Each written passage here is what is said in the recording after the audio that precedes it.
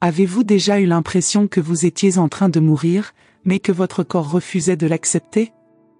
Comme si chaque souffle était un acte de rébellion contre le destin que d'autres avaient prévu pour vous?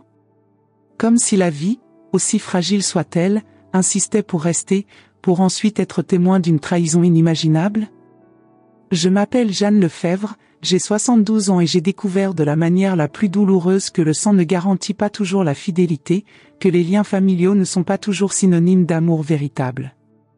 Paris est peut-être la ville lumière, mais il y a des ombres que même ces rues illuminées ne peuvent dissiper. Des ombres qui se cachent dans leur propre maison, dans leur propre cœur. L'hiver approchait à grands pas, apportant avec lui ce froid caractéristique qui pénètre jusqu'aux os des Parisiens plus âgés. C'est justement lors de cette transition entre l'automne et l'hiver que mon corps, déjà affaibli par les années, a succombé à une pneumonie déclenchée par une simple toux. En quelques jours, ce qui ressemblait à un simple rhume s'est transformé en un combat pour la survie. Elle était allongée dans ce lit d'hôpital au 12e étage de l'hôpital Saint-Louis, face au canal Saint-Martin. L'automne parisien peignait les arbres en rouge et or à travers la fenêtre alors que j'avais du mal à respirer avec ces tubes envahissant ma gorge. Le bip constant des machines était mon seul compagnon constant. Pneumonie sévère, compliquée par mon problème cardiaque, qui me posait des problèmes depuis quelques années. Les médecins ne semblaient pas optimistes, leurs expressions sérieuses lorsqu'ils examinaient mes scanners en disaient plus que leurs mots soigneusement choisis.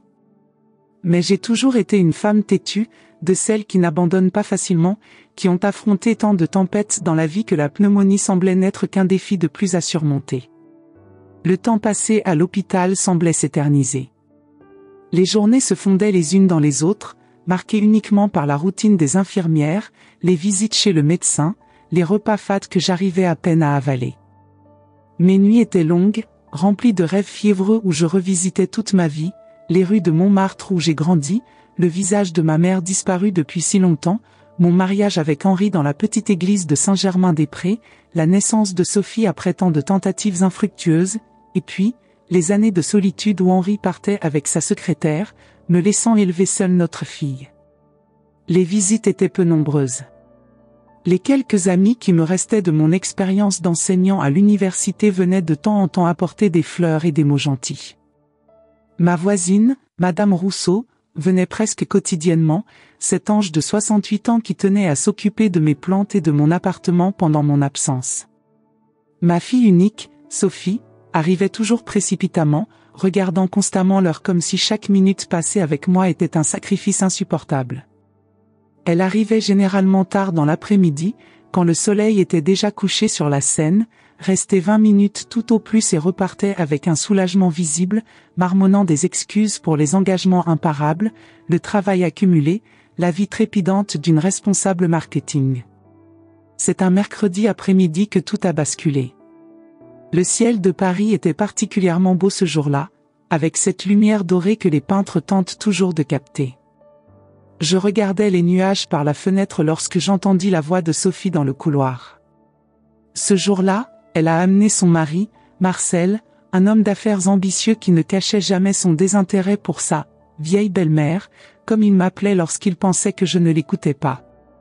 Je l'ai surpris en train d'utiliser ce terme une fois, lors d'un Noël chez moi, alors qu'il parlait au téléphone sur le porche. Depuis, notre relation, déjà distante, est devenue encore plus froide. Lorsqu'ils sont entrés dans la pièce, j'ai fermé les yeux et j'ai fait semblant de dormir. C'était plus facile ainsi. Une tactique qu'il avait développée ces dernières années, alors que les visites de Sophie devenaient de plus en plus tendues et artificielles. J'évitais les questions mécaniques sur ce que je ressentais, j'évitais le regard impatient de Sophie, sa façon de consulter sa montre toutes les 5 minutes. J'évitais aussi la présence inconfortable de Marcel, son dédain à peine dissimulé pour moi, pour mon ancien appartement, pour mes « idées dépassées », comme il décrivait un jour mon appréciation pour la littérature classique. « Combien de temps encore, docteur ?» La voix de Sophie semblait irritée dans le couloir, où je parlais à mon médecin, pensant qu'elle était hors de mon oreille. Je n'ai pas pu entendre la réponse du docteur Lambert, mais la réplique de Sophie est restée gravée dans ma mémoire comme une cicatrice. Cela prend trop de temps. Les appareils prolongent des souffrances inutiles. Pourquoi ne les éteignent-ils pas bientôt? Marcel a marmonné quelque chose que je n'ai pas pu comprendre complètement, mais j'ai saisi les mots « appartement » et « vente ». Mon appartement dans le 7e arrondissement, où j'ai vécu pendant plus de 4 décennies. L'appartement que Sophie avait toujours convoité, avec sa vue sur le jardin du Luxembourg. J'ai senti une larme solitaire et chaude couler du coin de mon œil, coulant lentement sur la peau ridée de mon visage. Ce n'était pas une larme de tristesse ou d'apitoiement sur soi. C'était une larme de clarté douloureuse, de cette lucidité qui arrive parfois trop tard dans la vie. Comment ai-je pu être aussi aveugle pendant si longtemps? Comment ai-je pu rater les regards cupides que Sophie jetait sur mes affaires lors de ses rares visites? Comment ai-je pu ignorer les commentaires subtils de Marcel sur le « gaspillage » d'une dame âgée vivant seule dans un appartement aussi spacieux et précieux? La douleur de la trahison ne ressemble à aucune autre.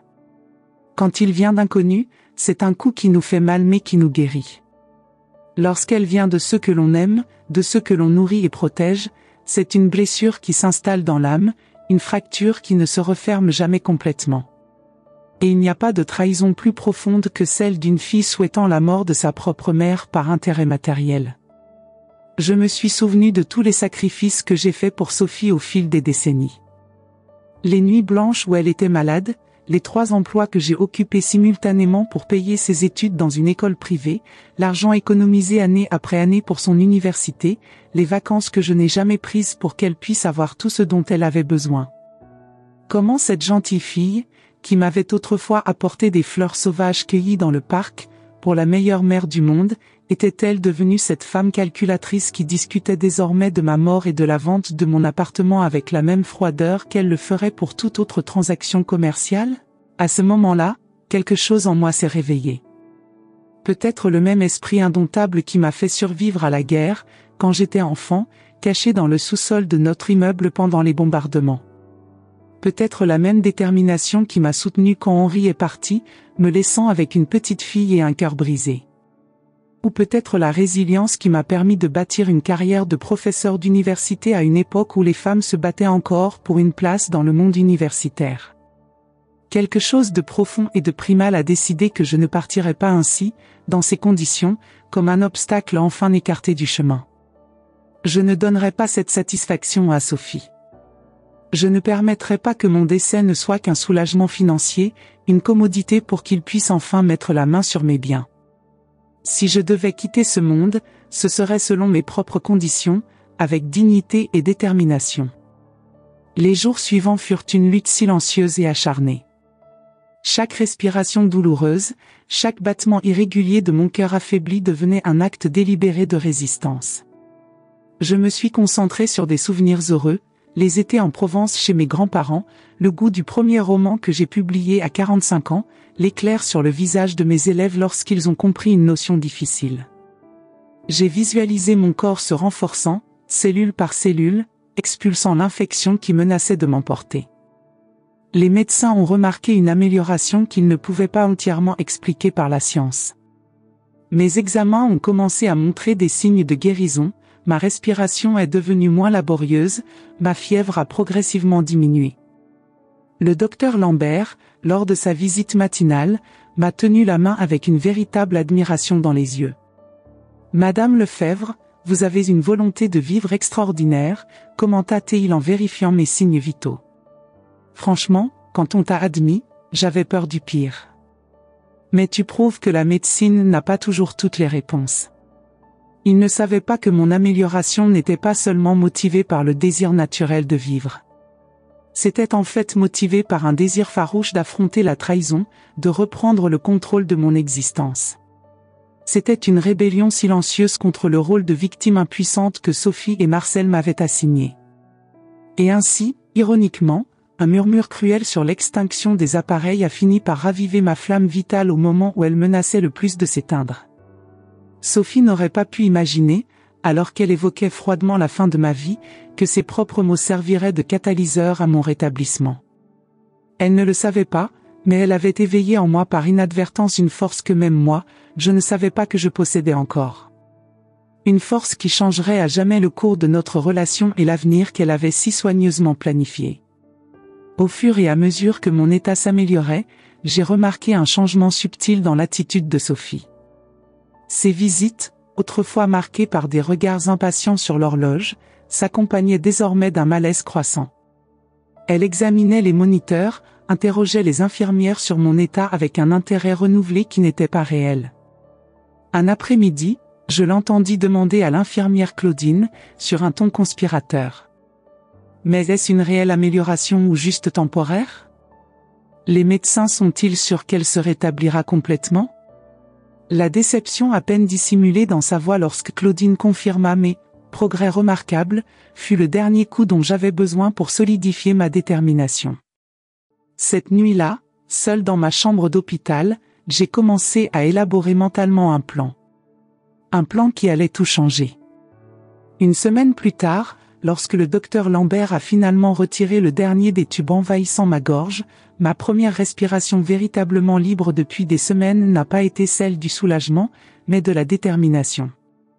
Elle était prête pour une bataille à laquelle Sophie n'aurait jamais imaginé qu'elle serait confrontée. « Madame Lefebvre, dit le médecin avec un doux sourire, vous êtes ce qu'on appelle en médecine un miracle. Peu de patients dans votre état et à votre âge peuvent guérir ainsi. » Ce n'était pas un miracle, docteur, répondis-je, ma voix toujours rauque, les premiers sons que j'émettais depuis des semaines. J'ai réalisé que j'avais encore des choses à terminer dans ce monde. Il hocha la tête, ne comprenant pas la véritable étendue de ce que je disais. Comment pourrais-je? Comment imaginer qu'une femme de 72 ans, apparemment fragile et dépendante, venait de se réveiller avec une détermination capable de bouleverser son petit monde familial? Si vous avez trouvé ce que vous venez d'entendre choquant, préparez-vous. La suite révélera jusqu'où ira une mère lorsqu'elle découvrira que le plus grand danger ne vient pas des étrangers, mais de ceux qui sont censés l'aimer inconditionnellement. Dans le prochain chapitre, vous verrez comment une simple conversation dans un couloir, un murmure qui n'aurait pas dû être entendu, a déclenché une série d'événements qui changeront à jamais le destin de 3 générations. Car lorsque Jeanne Lefebvre quittera enfin l'hôpital, ce ne sera pas comme la vieille femme soumise et manipulable qu'attend Sophie, mais comme une femme transformée, prête à reprendre le contrôle de sa propre vie, et de son héritage. La pneumonie s'est progressivement retirée, comme la marée se retire après une tempête, laissant l'épave derrière et la réorganiser. Grâce à lui, les tubes et les sondes ont été retirés un à un, libérant mon corps de cette prison de plastique et de métal. L'air de Paris, même filtré par les fenêtres de l'hôpital, ne m'a jamais paru aussi doux qu'en ces premiers jours de vraie guérison.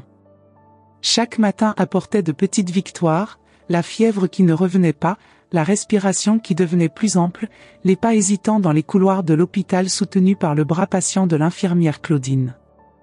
Chaque jour représentait non seulement un triomphe contre la maladie qui a failli m'emporter, mais aussi une petite revanche silencieuse contre les sombres attentes de Sophie.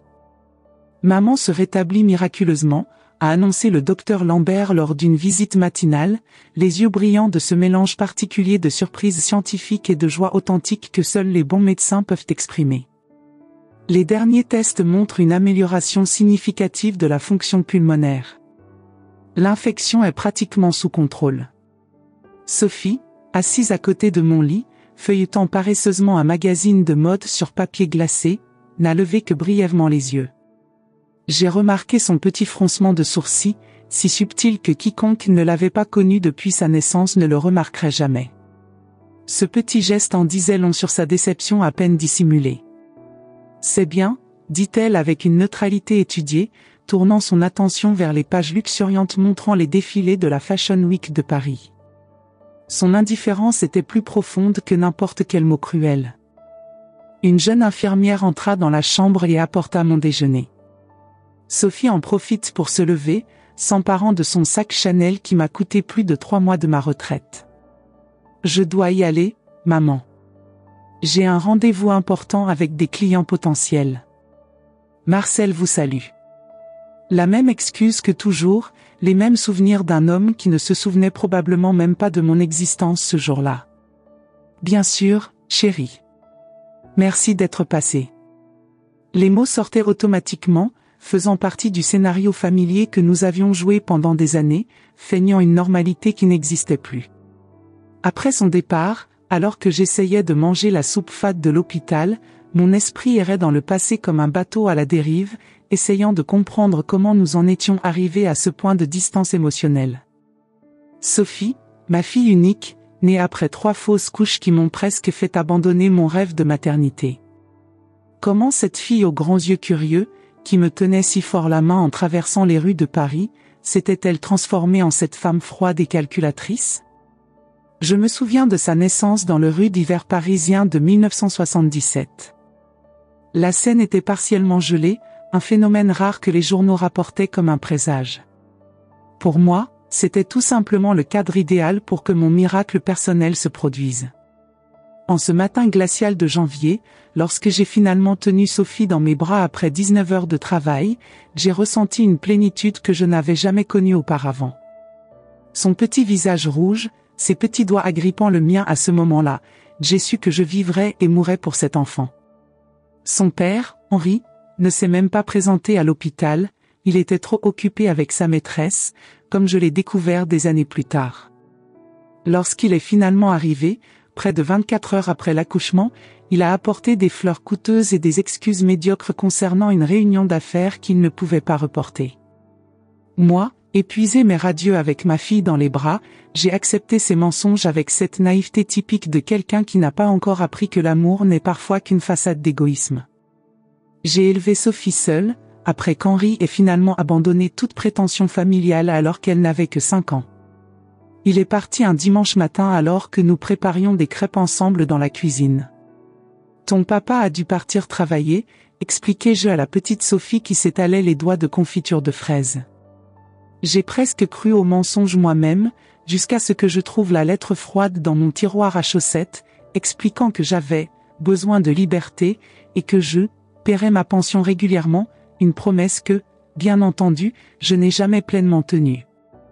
J'ai exercé une double fonction de professeur de littérature au prestigieux lycée Henri IV le jour et de traductrice la nuit, plongée dans les manuscrits pendant que Sophie dormait dans la chambre voisine.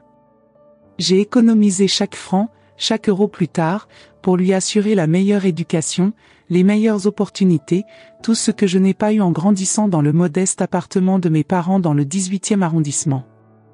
Il faut mieux manger, Madame Lefebvre, dit l'infirmière Nathalie, interrompant mes souvenirs lorsqu'elle réalisa que je remuais la soupe avec la cuillère, sans la manger. Votre rétablissement dépend d'une bonne alimentation. Votre fille a apporté des vêtements propres et a dit qu'elle reviendrait demain. J'ai hoché la tête, même si je savais que Sophie ne reviendrait probablement pas avant 3 ou 4 jours au plus tôt. Elle disait toujours qu'elle reviendrait demain, une promesse aussi vide de sens que celle que son père lui faisait. Ces visites étaient devenues plus rares et plus courtes depuis qu'elle avait épousé Marcel, il y a 5 ans. Marcel ne prenait alors même pas la peine de dissimuler son désintérêt, il se présentait au maximum 1 fois par semaine, vérifiant toujours ses messages sur son téléphone portable pendant que Sophie discutait avec moi de futilités, évitant soigneusement tout sujet de fond. C'est au cours d'une de ces visites précipitées, alors que j'en étais déjà au 4e jour de récupération consciente, que j'ai commencé à remarquer les petits détails que mon esprit avait refusé d'enregistrer auparavant. Comme un archéologue creusant soigneusement des couches de terre pour révéler des artefacts enfouis, j'ai commencé à découvrir des modèles de comportement qui avaient toujours été là, mais que mon cœur maternel avait choisi d'ignorer. J'ai remarqué avec quelle insistance Sophie m'interrogeait sur mes biens, déguisant sa cupidité sous une fausse inquiétude. Ce service en porcelaine de Limoges qui appartenait à grand-mère, où est-il conservé, maman ? Juste pour que je sache, au cas où nous aurions besoin de, tu sais, organiser les choses un jour. Ou, la broche en saphir que papa t'a offerte avant de partir, l'as-tu toujours dans le coffre-fort de la banque ou est-elle à la maison ? Des questions en apparence innocentes, mais remplies d'un intérêt loin d'être filial. J'ai remarqué sa manière de me proposer à plusieurs reprises de simplifier ma vie en vendant mon appartement et en emménageant dans une maison de retraite confortable en périphérie parisienne. Comme si les 140 mètres carrés où j'ai vécu toute ma vie d'adulte, où chaque recoin recelait de précieux souvenirs, n'étaient qu'un bien immobilier à liquider. Ce serait mieux pour toi, maman, dit-elle de cette voix artificiellement douce qu'elle réservait lorsqu'elle voulait me manipuler. J'aurais de la compagnie, une assistance médicale constante. Je n'aurais pas à me soucier de l'entretien de l'appartement, ni à prendre les escaliers lorsque l'ascenseur tombe en panne. Ce qu'elle voulait vraiment dire, j'ai finalement compris avec une clarté cristalline, c'était, ce serait mieux pour elle. Plus pratique. Sans une mère âgée à soigner ou à visiter, avec l'argent de la vente de l'appartement dans un quartier en pleine gentrification, et ma petite fortune accumulée au fil de décennies de travail acharné et d'épargne disciplinée.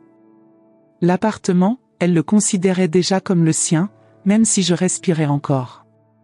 Comment ai-je pu être aussi aveugle pendant si longtemps? La question résonnait dans mon esprit alors que je regardais le plafond de l'hôpital pendant de longues nuits d'insomnie. Peut-être était-ce l'amour inconditionnel que nous portons à nos enfants, ce sentiment irrationnel qui nous fait ignorer leurs défauts et magnifie leurs vertus. Ou peut-être était-ce simplement la peur de la solitude, la peur d'admettre que la seule famille qui me restait ne se souciait plus vraiment de moi. À mesure que ma santé physique se renforçait, ma détermination augmentait également. Les séances de physiothérapie, d'abord épuisantes et douloureuses, sont devenues des moments de détermination presque farouches. Chaque pas hésitant dans le couloir de l'hôpital, chaque respiration profonde que mes poumons nouvellement rétablis parvenaient à prendre était de petites victoires non seulement contre la pneumonie, mais contre le rôle de victime impuissante que Sophie m'avait assigné dans ses plans. Le jour où je suis sortie de l'hôpital, 3 semaines après avoir entendu cette conversation fatidique dans le couloir, a été vraiment révélateur à plusieurs égards. Sophie est apparue avec Marcel, tous deux visiblement contrariés de devoir venir me chercher, même s'ils ont essayé de le cacher avec des sourires tendus et des questions mécaniques sur ce que je ressentais. Nous avons apporté des dépliants, a déclaré Sophie tandis que Marcel poussait mon fauteuil roulant dans le couloir de l'hôpital, une exigence du protocole pour les patients sortants, même si j'étais déjà capable de marcher sur de courtes distances à l'aide d'une canne. Elle a placé une petite pile de papier coloré sur mes genoux, comme si elle me livrait un cadeau spécialement choisi. Ce sont des résidences pour personnes âgées. Très agréables, avec des activités récréatives, des jardins, une assistance médicale permanente et tout. J'ai parcouru brièvement les brochures sur papier glacé, avec leurs photos de personnes âgées souriantes jouant aux cartes ou pratiquant le tai chi dans des jardins parfaitement entretenus. Des résidences au nom comme Soleil d'automne et Les jardins paisibles, des euphémismes poétiques pour ce qui étaient essentiellement des salles d'attente de la mort, aussi luxueuses soient-elles. Saint-Cloud a une vue magnifique sur la Seine, poursuit Sophie en désignant une des brochures. Et Neuilly est proche d'un joli parc. Ce sont des quartiers calmes, parfaits pour, enfin, votre âge. J'ai pris les dépliants colorés et j'ai souri silencieusement, en les plaçant dans le sac que l'infirmière avait préparé avec mes affaires personnelles. Je vais jeter un œil calme à la maison, répondis-je avec une sérénité qui semblait les déconcerter. Ils s'attendaient à de la résistance, peut-être même à des larmes et non à cette acceptation sereine. À propos de ça, hésita Sophie, échangeant un regard complice avec Marcel alors que nous atteignions l'ascenseur. Un regard que je connaissais bien, le même qu'ils échangèrent lorsque, enfant, elle préparait des bêtises avec ses cousins. Nous avons pensé qu'il serait peut-être préférable que vous restiez avec nous pendant quelques semaines. L'appartement est fermé depuis plus d'1 mois et a besoin d'un bon nettoyage avant votre retour. De plus, le médecin a recommandé une surveillance constante pendant les premiers jours après votre sortie. Un mensonge, évidemment. Le docteur Lambert avait suggéré des visites régulières d'une infirmière, mais à aucun moment il n'a parlé de me déplacer temporairement. Et quant à l'appartement, ma voisine et amie de longue date, Madame Rousseau, s'en occupait en mon absence, arrosant mes plantes, ouvrant les fenêtres pour faire circuler l'air, récupérant le courrier. Sophie le savait, je le lui avais dit moi-même lors d'une de ces brèves visites. Ce qu'il voulait vraiment, je me suis rendu compte, c'était m'avoir sous leur toit, loin de mon environnement familier, peut-être pour commencer à réorganiser mes affaires, pour me convaincre plus facilement des avantages de vendre l'appartement, pour me sentir fragile et dépendant. Je suis sûr que Madame Rousseau a tout gardé en ordre, comme toujours, répondis-je calmement alors que nous entrions dans l'ascenseur. Et je préférerais rentrer chez moi, si ça ne te dérange pas. J'ai besoin de mes affaires, de mes livres, de mon piano. Tu sais à quel point je suis attachée à ma routine. J'ai vu le visage de Sophie se durcir, une expression que je connaissais bien de son adolescence rebelle, lorsque j'interdisais les fêtes à la maison ou fixais des heures de retour. Ce subtil durcissement de sa mâchoire, ce léger plissement des yeux qu'elle avait hérité d'Henri, signe d'un profond mécontentement qu'elle essayait, sans grand succès, de dissimuler. « Maman, sois raisonnable », insista-t-elle alors que l'ascenseur commençait à descendre. « Vous venez de sortir d'une grave hospitalisation. Vous étiez sur le point de... » Elle interrompit la phrase, réalisant peut-être qu'elle s'apprêtait à évoquer la mort qu'elle avait tant désirée quelques jours auparavant. Elle a besoin de soins constants. Marcel et moi avons réorganisé nos horaires pour pouvoir l'accompagner. Nous avons préparé la chambre d'amis. Nous avons même acheté ce thé à la camomille que vous aimez. La mention du thé à un si petit détail intime m'a presque fait tressaillir. Pendant un bref instant, je me suis demandé si j'étais injuste, si j'avais mal interprété ses intentions. Mais ensuite, je me suis clairement rappelé les mots prononcés dans le couloir de l'hôpital. Pourquoi ne raccroche-t-il pas déjà? Il n'y avait aucune place à un malentendu dans cette phrase. Et je le ferai, répondis-je avec une fermeté qui sembla les surprendre. J'ai déjà engagé une infirmière qui viendra quotidiennement. Madame Rousseau m'a proposé de dormir dans la chambre d'amis pendant quelques semaines. J'ai déjà parlé au docteur Lambert et il a approuvé l'arrangement, à condition que je suive strictement ses recommandations. Tout est arrangé. Le mensonge sur l'embauche d'une infirmière s'échappa de mes lèvres avec une facilité surprenante. En fait, je n'avais pris aucune disposition, mais à ce moment-là, j'ai compris que j'avais besoin de gagner du temps et de l'espace. Il est temps de me renforcer, d'avoir de l'espace pour planifier mes prochaines étapes. Sophie et Marcel échangèrent des regards irrités, plus transparents désormais dans leur frustration. Je n'avais jamais été aussi affirmée en vieillissant. J'ai toujours cédé aux souhaits de Sophie, j'ai toujours essayé de compenser l'absence de son père, j'ai toujours essayé de ne pas être un fardeau. J'ai toujours été la mère compréhensive, la belle-mère discrète, la femme âgée qui ne me dérange pas. Mais maintenant, pour la première fois depuis de nombreuses années, je donnais la priorité à mes propres besoins, à ma propre sécurité. Si c'est vraiment ce que tu veux. Commença Marcel, son ton montrant clairement qu'il considérait ma décision comme un caprice irrationnel d'une vieille femme têtue. C'est exactement ce que je veux, ai-je déclaré en le regardant droit dans les yeux, ce que je faisais rarement. J'apprécie votre inquiétude, mais je préfère la familiarité de ma propre maison pour récupérer complètement. Le reste du trajet jusqu'au parking s'est déroulé dans un silence tendu, interrompu seulement par le bruit des roues du fauteuil sur le sol de l'hôpital et les salutations occasionnelles des infirmières qui m'avaient soigné pendant mon hospitalisation. Lorsque nous sommes finalement arrivés devant la brillante BMW de Marcel, j'ai remarqué qu'il avait soigneusement placé une couverture sur le siège en cuir avant de m'aider à monter à l'intérieur, plus préoccupé par son revêtement importé que par mon confort. Les 20 minutes de trajet de l'hôpital Saint-Louis à mon appartement de la rue Guinemer ont été marquées par les tentatives maladroites de Sophie de bavarder, commentant le temps inhabituellement doux de novembre, la nouvelle boulangerie qui avait ouvert ses portes près du jardin du Luxembourg, une exposition au centre Pompidou que tu aimerais peut-être visiter quand tu seras plus forte, maman. J'ai répondu par des monosyllabes polis, mes pensées déjà occupées par les décisions que je devrais prendre, par les changements que j'allais mettre en œuvre dans ma vie. À chaque carrefour, à chaque feu tricolore, je me sentais plus déterminée, plus sûre du chemin que je choisirais désormais. Lorsque nous sommes enfin arrivés dans mon appartement de la rue Guinemer, un immeuble haussmannien à la façade de pierre pâle et au balcon en fer forgé, j'ai ressenti une vague de soulagement si intense qu'elle en était presque vertigineuse. Là était mon sanctuaire, ma véritable maison.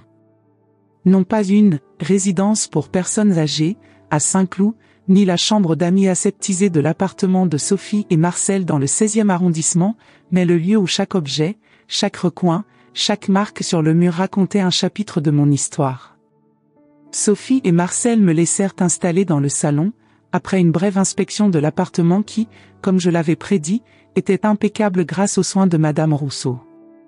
Marcel portait mon petit sac d'hôpital jusqu'à la chambre, tandis que Sophie vérifiait rapidement le réfrigérateur et le garde-manger, faisant des commentaires sur l'organisation de quelques courses, une gentillesse momentanée qui ne cadrait pas avec son nouveau désir de me voir quitter ce monde. « Es-tu sûr que tu iras bien tout seul jusqu'à l'arrivée de l'infirmière ?» demanda Sophie, attrapant déjà son sac à main et ses clés de voiture, précisant que la question n'était qu'une simple formalité. « Absolument, » répondis-je avec un sourire calme. « Madame Rousseau va arriver dans 1 heure. Et j'ai besoin de repos maintenant. Le voyage m'a fatigué. » Ils sont partis rapidement, invoquant des engagements incontournables, un rendez-vous client pour Sophie, une conférence téléphonique pour Marcel. Les excuses habituelles, aussi prévisibles que peu sincères. Vague promet de m'appeler plus tard pour me rendre visite le week-end, pour apporter certaines choses dont je pourrais avoir besoin. Dès que la porte se referma derrière eux, le silence familier de mon appartement m'enveloppa comme une étreinte ancienne. Les bruits lointains du jardin du Luxembourg, le tintement occasionnel des radiateurs, le doux craquement du parquet, la musique d'une vraie maison. Madame Rousseau sortit de la cuisine avec un sourire chaleureux et une tasse de thé au tilleul avec une cuillerée de miel, comme je l'aimais. « Bienvenue, Jeanne. Tu nous as manqué par ici, » dit-elle, ses yeux bleus patinés brillant d'une véritable affection. À 68 ans, Émilie Rousseau était non seulement ma voisine, mais une véritable amie, une de celles qui sont devenues rares dans ma vie au fur et à mesure que les années passaient et que les contemporains partaient. « Merci de t'occuper de tout, Émilie, » répondis-je en acceptant la tasse de thé avec reconnaissance. « Je ne sais pas ce que je ferais sans toi. C'est absurde. C'est ce que font les amis. » Elle s'est assise à côté de moi sur le vieux canapé qui avait appartenu à ma mère. Votre fille et son mari semblaient pressés de partir. Ils m'ont à peine salué. J'ai souri sans répondre, en sirotant le thé parfumé. Émilie était trop perspicace pour ne pas remarquer la tension entre nous, mais trop délicate pour demander directement. Au lieu de cela, il a commencé à me parler des petites nouvelles de l'immeuble, du nouveau bébé du couple au 3e étage, de la rénovation enfin terminée dans l'appartement au-dessus du mien. Et c'est à ce moment-là, assise dans mon fauteuil préféré donnant sur le jardin, avec le soleil de fin d'après-midi filtrant à travers les rideaux de dentelle et une véritable amie à mes côtés, que j'ai pris une décision. Si Sophie voulait me couper de la vie, je ferais quelque chose de similaire, mais selon mes propres conditions. Cette même nuit, après le retour d'Émilie à son appartement du bas, pas avant de préparer un bouillon nutritif et de m'être assuré d'avoir pris tous les médicaments prescrits par le docteur Lambert, j'ai passé 2 appels importants. La première était de s'adresser à une agence de soins infirmiers, pour que le mensonge qu'il avait raconté à Sophie devienne réalité. La seconde, à un vieil ami que je n'avais pas vu depuis des années, mais dont la discrétion et la compétence étaient sans faille, Louis Mercier, l'avocat qui s'occupait de mes affaires depuis avant la naissance de Sophie. La convalescence serait longue, je le savais, mais maintenant j'avais le temps. L'ironie ne m'a pas échappé, la même fille qui avait souhaité ma mort prématurée m'avait, par ses paroles cruelles, donné un nouveau but à vivre. Un objectif clair et défini qui m'a donné une force que je ne savais plus posséder. Mon rétablissement a été progressif mais régulier. Chaque jour, je sentais mes forces revenir. J'ai commencé par de courtes promenades dans l'appartement, m'appuyant sur une canne. Ensuite, je me suis aventuré dans le jardin du bâtiment, où le parfum des roses d'automne m'a rappelé que la vie, même si elle est fragile, persiste. Sophie m'appelait de temps en temps, toujours pressée, me demandant toujours comment je m'en sortais. Marcel, même pas ça. 6 semaines après mon retour de l'hôpital, ils ne m'ont rendu visite que 2 fois, toutes 2 brièvement. Lors de la 2e visite, j'ai remarqué que Sophie examinait discrètement les objets présents dans la pièce, comme si elle faisait un inventaire mental. Cette commode Louis XV doit valoir une petite fortune, commenta-t-elle en passant ses doigts sur le bois ciré. Oui, répondis-je sereinement. C'était un cadeau de votre grand-mère. C'est dans la famille depuis des générations. C'est dommage de rester ici à ramasser la poussière, dit Sophie d'une voix faussement désinvolte. Ça serait magnifique dans notre salle à manger, tu ne trouves pas? Ça va mieux avec notre décoration que ce vieil appartement. J'ai souri sans répondre. Ce meuble n'entrerait jamais dans sa maison, j'en avais déjà décidé. Ainsi que bien d'autres choses. Lorsqu'ils sont partis, j'ai appelé Louis Mercier, l'avocat qui s'occupait de mes affaires depuis des décennies. J'ai pris rendez-vous pour la semaine suivante. Le bureau de Monsieur Mercier était près de la place des Vosges, un endroit que j'ai toujours aimé. J'y marchais lentement, respirant l'air frais de Paris, observant les touristes, les Parisiens pressés, les enfants qui couraient. La vie que j'ai failli perdre. Madame Lefebvre, Monsieur Mercier se leva pour me recevoir, son visage exprimant une véritable joie de me voir. Quel plaisir de vous voir rétabli. J'ai appris votre hospitalisation et j'étais très inquiet. Merci, Louis. Comme tu peux le voir, je suis plus dur que je n'en ai l'air. Il m'a offert une chaise confortable et du café. Au cours de l'heure suivante, j'ai expliqué ce que je voulais faire. Il m'écoutait attentivement, sans m'interrompre, se contentant de prendre des notes de temps en temps. « Es-tu sûre de ça, Jeanne ?» m'a-t-il demandé quand j'ai fini, en utilisant mon prénom comme il le faisait lorsque nous étions seuls. C'est une décision assez définitive. Je n'ai jamais été aussi sûr de quoi que ce soit de ma vie, Louis. J'ai entendu ma propre fille souhaiter ma mort. Pas par douleur ou par compassion, mais par cupidité. Cela change une personne. Il hocha gravement la tête. Je comprends. Je vais préparer tous les documents. Il nous faudra quelques semaines pour tout finaliser correctement. J'ai tout le temps du monde en ce moment, répondis-je avec un sourire calme. La mort devra attendre. Dans les semaines qui ont suivi, ma vie a pris un nouveau rythme. Le matin, j'ai fait des exercices légers recommandés par le kiné. Ensuite, partez pour de petites promenades dans le quartier et redécouvrez la joie d'un chocolat chaud accompagné d'un croissant au café voisin. Je suis retourné au musée d'Orsay, mon préféré, où j'ai passé des heures à contempler les impressionnistes. Sophie appelait rarement. Lorsqu'il le faisait, il s'agissait de conversations brèves et superficielles. Elle ne m'a jamais posé de questions sur ma santé, mes activités, mes sentiments. Je n'étais qu'un rendez-vous dans son emploi du temps chargé, un problème à gérer. C'est à cette époque que j'ai renoué avec une vieille amie, Élise Dubois, veuve comme moi, installée à Lyon depuis des années et récemment revenue à Paris pour se rapprocher de sa fille et de ses petits-enfants. Ils sont ma joie, a-t-elle dit en me montrant des photos des enfants. Tous les dimanches, nous déjeunons ensemble. Ma fille insiste pour que j'emménage avec eux, mais je préfère garder mon espace. L'amour a besoin d'un peu de distance pour respirer, tu ne trouves pas? J'ai hoché la tête, ressentant un pincement d'envie face à la relation affectueuse qu'Élise entretenait avec sa famille. Qu'est-ce que je ne donnerais pas pour avoir vécu ce genre d'amour avec Sophie? Où est-ce que je me suis trompée? Se pourrait-il que l'absence d'Henri, qui nous a abandonnés alors qu'elle n'avait que 5 ans, ait laissé des traces si profondes? Par un après-midi pluvieux de novembre, j'ai reçu un appel de Monsieur Mercier. Les documents étaient prêts. J'ai programmé une visite à son bureau pour le lendemain.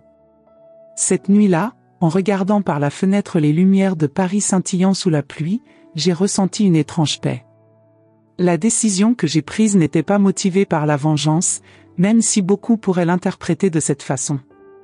C'était un acte final d'autodétermination, de refus de laisser ma vie et ma mort être contrôlées par la froide ambition de ma fille. Le lendemain, j'ai signé tous les documents nécessaires. Mon testament a été refait. Mon appartement, mes économies, mes bijoux et mes antiquités, tout ce que Sophie attendait avec impatience allait prendre une tournure complètement différente. C'est fait, dit Monsieur Mercier en plaçant les papiers dans une serviette en cuir marron discrètement gravée des initiales du bureau. Les documents seront officiellement enregistrés plus tard cette semaine. Dois-je informer votre fille de ces changements? Non, répondis-je en ajustant les gants en cuir souple que j'avais enfilés pour l'occasion. Pas encore. Il y a encore une chose que je dois faire en premier. J'ai quitté le bureau avec un but précis, comme fermer un livre après avoir lu le dernier chapitre. Le ciel parisien était particulièrement bleu cet après-midi-là, comme si la ville elle-même approuvait ma décision. J'ai décidé de me promener un peu dans le Marais avant de rentrer chez moi, m'accordant le plaisir d'admirer les élégantes devantures de magasins et les bâtiments historiques qui m'ont toujours enchanté. Quand je suis rentré chez moi cet après-midi-là, je me suis senti étrangement léger, comme si un poids avait été enlevé de mes épaules. Les murs familiers de mon appartement semblaient dégager une énergie différente. C'était le même endroit où j'avais vécu pendant des décennies, mais il m'appartenait désormais véritablement, non pas comme un atout en attente, mais comme un espace d'autodétermination. Je m'asseyais au piano et jouais quelques notes de Chopin imparfaitement, car je n'ai jamais été un pianiste doué, mais avec émotion. La musique remplissait l'appartement, remplaçant le silence qui avait été mon seul compagnon depuis si longtemps. Après avoir joué pendant près d'1 heure, j'ai pris une décision impulsive. J'ai appelé Sophie pour l'inviter à dîner le week-end. À ma grande surprise, elle a facilement accepté, sans ses excuses ni hésitations habituelles. « Puis-je emmener Marcel ?» demanda-t-elle, avec cette intonation qui suggérait qu'il s'agissait plus d'une déclaration que d'une question. « Bien sûr, chérie, répondis-je avec un calme qui la fit hésiter un instant. En fait, j'insiste pour qu'il vienne. J'ai quelque chose d'important à discuter avec vous deux. » Il y eut un bref silence à l'autre bout du fil. Sophie essayait probablement de déchiffrer mon ton, d'évaluer ce que pouvait signifier ce « quelque chose d'important ». Peut-être espérais-je enfin céder à ses suggestions concernant la vente de l'appartement ou l'emménagement dans une résidence pour personnes âgées. « C'est bon, maman, répondit-elle finalement. « Est-ce que dimanche à 19h, ça va ? » Parfait. J'attendrai. Le dîner aurait lieu dimanche. Ne me faisant plus confiance pour préparer un repas élaboré, j'ai engagé un traiteur réputé pour préparer un repas élégant, le cassoulet, l'un des plats préférés de Sophie depuis son enfance, lorsque je le préparais lors des froides nuits d'hiver, suivi d'une tarte tatin maison. J'ai soigneusement choisi le vin, un Bordeaux d'un bon millésime que j'avais réservé pour une occasion particulière. Dans les jours précédant le dîner, je me suis consacré à préparer chaque détail. J'ai sorti du placard ma plus belle porcelaine, celle qui avait appartenu à ma mère et que nous n'utilisions que pour les fêtes importantes. Le polissage des couverts en argent était un travail minutieux, presque méditatif. J'ai mis la table avec un soin que je n'avais pas apporté à un repas depuis des années, avec la nappe en lin brodé, les cristaux délicats, les bougies stratégiquement placées. Ce n'était pas seulement le dîner. C'était un rituel de fin et de recommencement. Une déclaration silencieuse que, même à 72 ans, il était encore capable de surprendre. Quel ne serait pas seulement un nom dans un testament, un héritage attendu avec impatience, mais une femme avec sa propre volonté et sa dignité intacte. En plaçant les fleurs fraîches des lys blancs, mes préférées au centre de la table, je me demandais comment Sophie réagirait. Il y aurait des larmes, des récriminations, peut-être même une tentative tardive de réconciliation. Marcel, je le savais, réagirait avec une colère à peine dissimulée. Il n'a jamais été doué pour cacher ses émotions, surtout les négatives. Dimanche matin, je me suis réveillée avec une sérénité surprenante. Il n'y avait aucune anxiété, juste une détermination calme. J'ai passé la matinée à lire un roman de Marguerite Duras que j'avais mis de côté pendant ma maladie.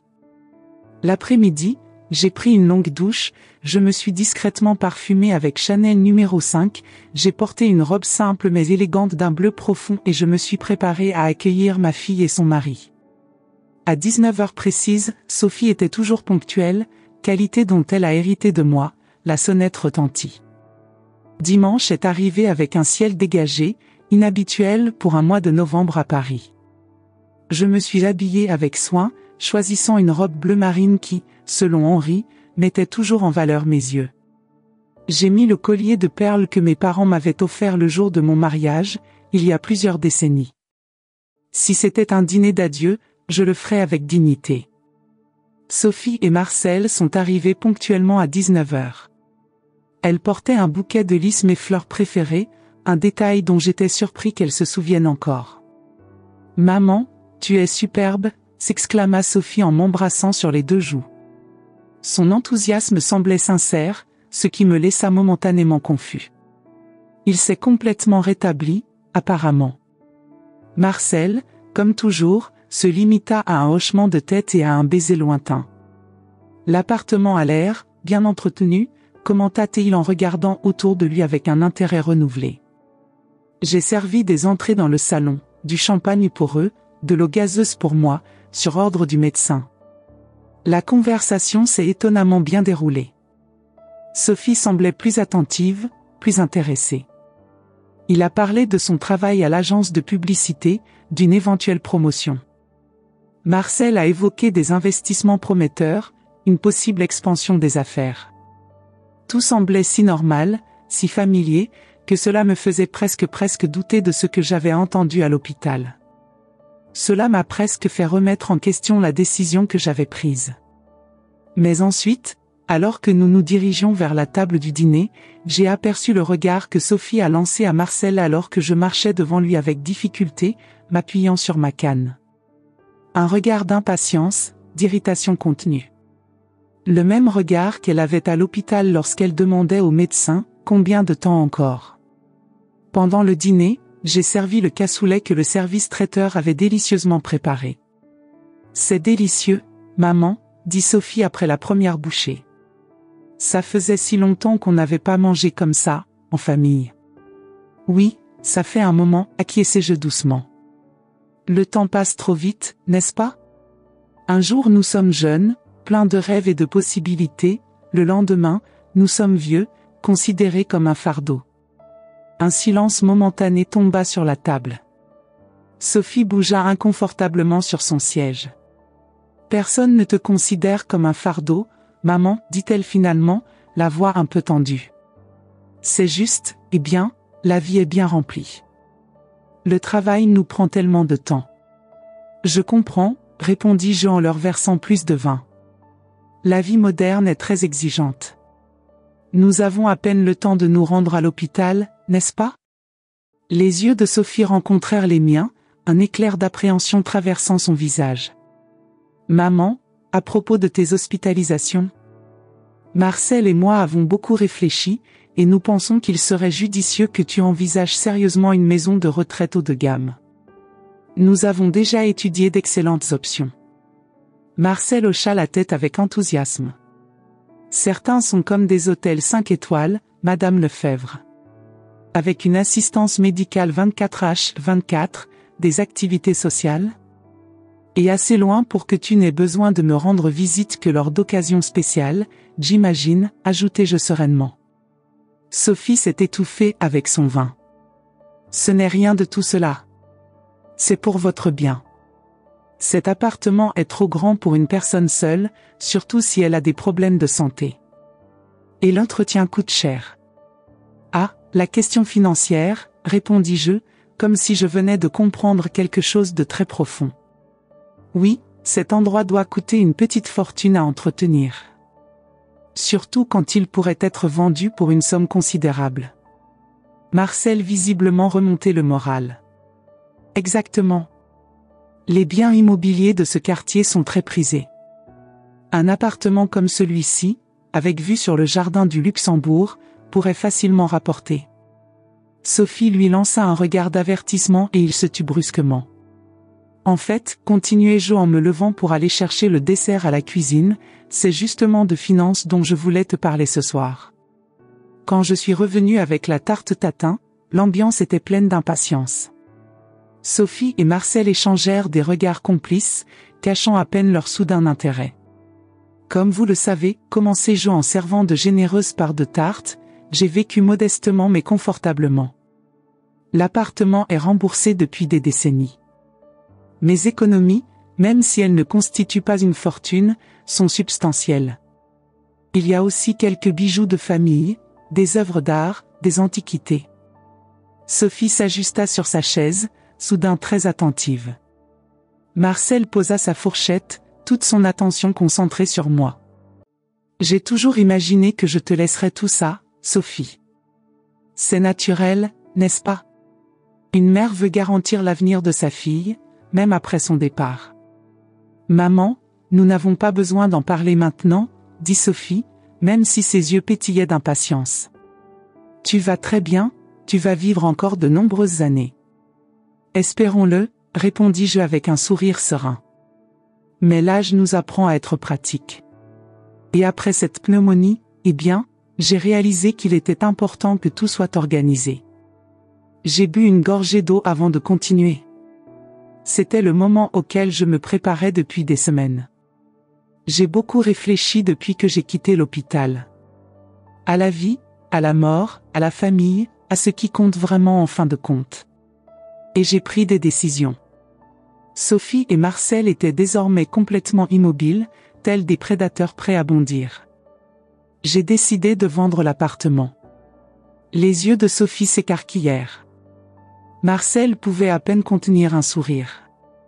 En fait, continuai-je calmement, il est déjà vendu. Les papiers ont été signés la semaine dernière. Vendu? Sophie a failli crier.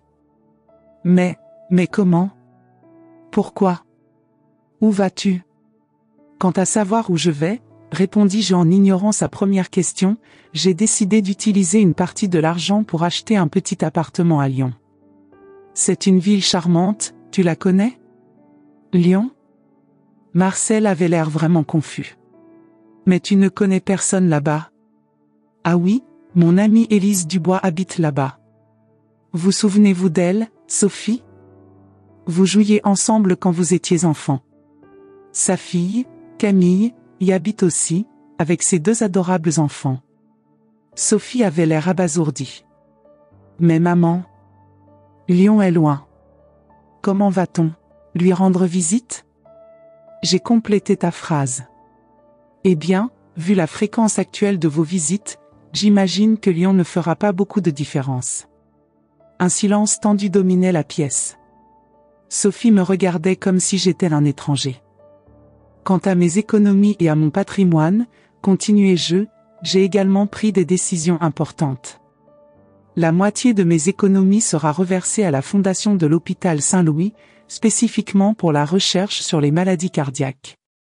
Le reste servira à mes frais de subsistance et éventuellement à financer une bourse de littérature française à la Sorbonne. Marcel pâlit visiblement. Et les antiquités? Les bijoux? Les bijoux de famille ont déjà été envoyés au Musée national des arts décoratifs.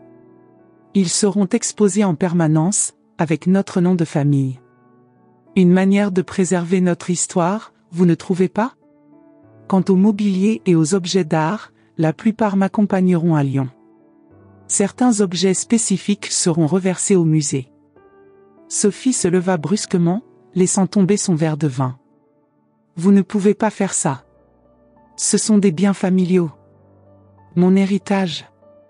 J'ai regardé calmement ma fille, la femme qui avait voulu couper le système de survie pour hâter mon départ et sa prise de possession de mes biens.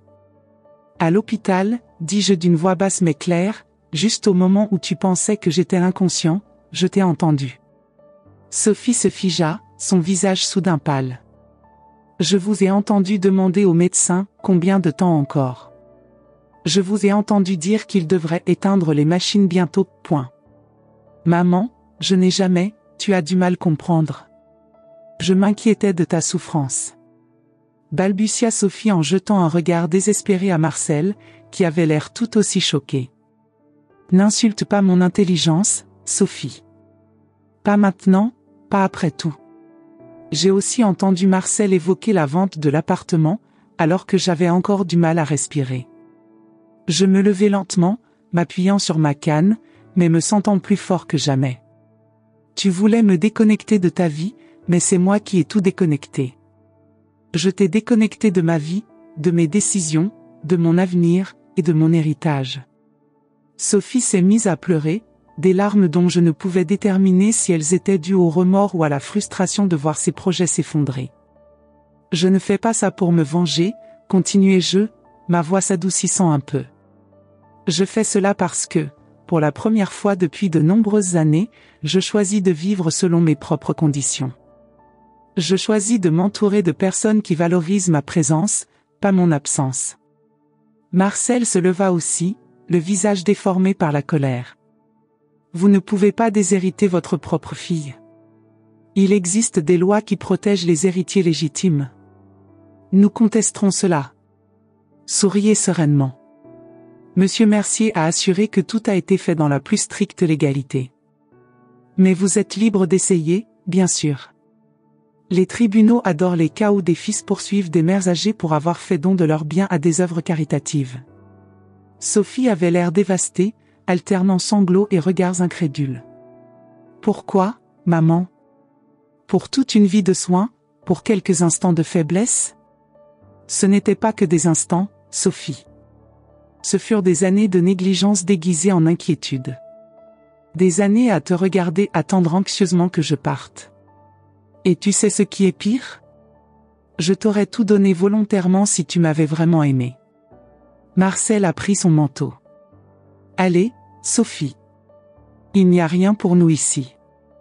Sophie hésita, me regardant toujours avec un mélange de choc et de supplication. Ma nouvelle adresse à Lyon, dis-je en lui tendant une petite carte. Je déménage la semaine prochaine. Si jamais tu veux me rendre visite en tant que fille, pas en tant qu'héritière, je serai heureux de t'accueillir. Sophie prit la carte machinalement, semblant toujours incapable de comprendre pleinement ce qui s'était passé. Quelques instants plus tard, ils partirent, ne laissant derrière eux que l'arôme du dîner et le bruit de pas précipités dans les escaliers. Je me rassis à table, regardant les plats à moitié mangés, les verres à vin abandonnés. Je n'ai ressenti aucune tristesse, aucun regret. Juste un étrange sentiment d'achèvement, comme fermer un livre dont l'histoire, même si elle n'a pas eu une fin heureuse, s'est terminée exactement comme elle aurait dû. La semaine suivante, j'emménage à Lyon, dans un appartement cosy près du Rhône. Élise m'a accueilli à bras ouverts, tout comme sa fille Camille et ses petits-enfants, qui ont vite commencé à m'appeler « grand-mère Jeanne », remplissant mes journées de rires et de questions curieuses sur Paris. 3 mois se passèrent sans nouvelles de Sophie. Puis un matin de printemps, j'ai reçu une lettre. Simple, bref, manuscrit. Maman, je comprends maintenant ce que j'ai fait. Je ne te demande pas pardon, juste une chance de te reconquérir. Puis-je te rendre visite dimanche prochain? Je viendrai seule. Mon amour, Sophie. J'ai gardé la lettre dans le tiroir de mon bureau, près de la fenêtre où je m'assois habituellement et regarde la rivière. L'avenir est incertain, les blessures sont profondes. Mais s'il y a une chose que j'ai apprise au cours de mes 72 ans, c'est que la vie offre toujours de nouvelles possibilités, même quand on pense que toutes les portes sont fermées. Peut-être que Sophie et moi n'aurons jamais la relation dont je rêvais lorsque je la serrais dans mes bras. Nous ne retrouverons peut-être jamais la confiance brisée. Ou peut-être, juste peut-être, que cette pause était nécessaire pour que nous puissions enfin voir la vérité sur nous-mêmes et sur notre relation. À l'hôpital, j'ai entendu ma fille murmurer pour éteindre mes appareils, mais c'est moi qui ai tout éteint. Pas ma vie, qui s'épanouit désormais avec une nouvelle vigueur, mais les schémas toxiques, les fausses attentes, les liens qui n'étaient tenus que par obligation et par intérêt. J'ai attrapé une feuille de papier et j'ai commencé à écrire ma réponse à Sophie. Quelle que soit l'issue de ce nouveau chapitre, je sais que je vis désormais selon mes propres conditions, non pas comme une vieille femme impuissante attendant la mort, mais comme une femme qui a retrouvé sa force au moment le plus improbable. Et cela, plus que tout héritage matériel, est le véritable héritage que je souhaite laisser. Il n'est jamais trop tard pour se réveiller, se libérer, recommencer. Chère Sophie, ai-je écrit d'une main ferme, dimanche sera une belle journée pour un nouveau départ. J'attendrai. À 72 ans, j'ai découvert qu'il n'est jamais trop tard pour recommencer. Qu'avez-vous ressenti en écoutant mon histoire? Avez-vous également vécu des moments où vous aviez besoin de reprendre le contrôle de votre propre vie, même lorsque tout le monde pensait que vous étiez déjà au bout du chemin? Partagez avec moi dans les commentaires ce que cette histoire a réveillé en vous. Vos sentiments, vos expériences similaires. Chacun de nous porte une sagesse unique qui mérite d'être entendue. Et n'hésitez pas à vous abonner à la chaîne. C'est votre soutien qui permet de raconter des histoires comme la mienne, des histoires de personnes de notre âge qui ont encore tant à dire et pour lesquelles vivre. Chaque inscription est comme un coup de main tendu à nous tous qui avons plus de 60 ans et qui continuons d'écrire des chapitres importants de notre vie. Jusqu'à notre prochaine histoire. N'oubliez pas, la vie ne s'arrête pas avec l'âge, parfois, c'est à ce moment-là qu'elle commence véritablement. Avec affection, Jeanne.